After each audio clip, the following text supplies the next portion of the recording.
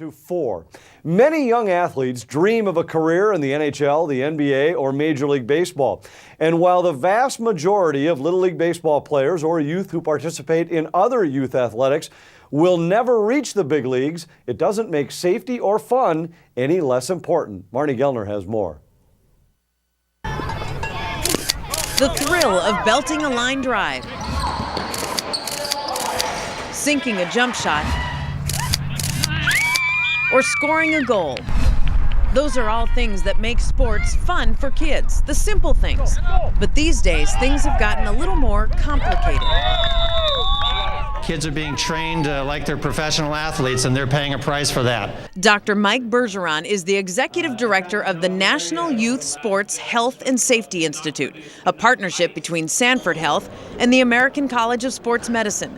Dr. Bergeron is based in Sioux Falls, but he spent the week in San Francisco at the American College of Sports Medicine annual meeting, focusing on the well-being of kids who play sports. We really want to be that advocate to promote that there's a healthier way for kids to go through this process so that it is indeed health enhancing versus a barrier and a challenge or an actual detriment to their health.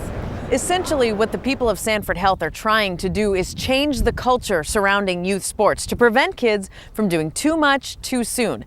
So representatives from Sanford came to a conference here in San Francisco to announce their call to action, a new model and a safer way for kids to play. There is a trend now to take it almost too seriously. So let's not do that overly so, but let's let it be an enjoyable experience. Let's develop youth with a good model, but one that's safe and one that leads to great results.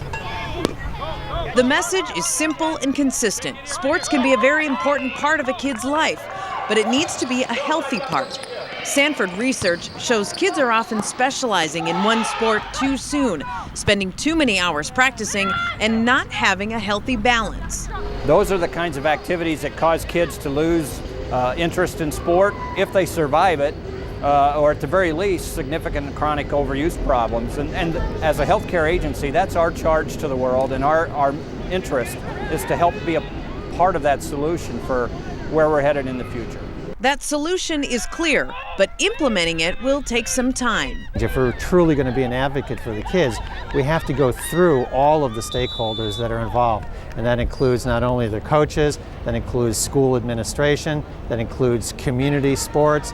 There's a lot of them. You affect the relationship between the coach and the young athlete, the parent and the young athlete, among the young athletes and so forth. And our strategy is going to be doing that sport by sport. The Sanford message delivered in San Francisco is pretty simple.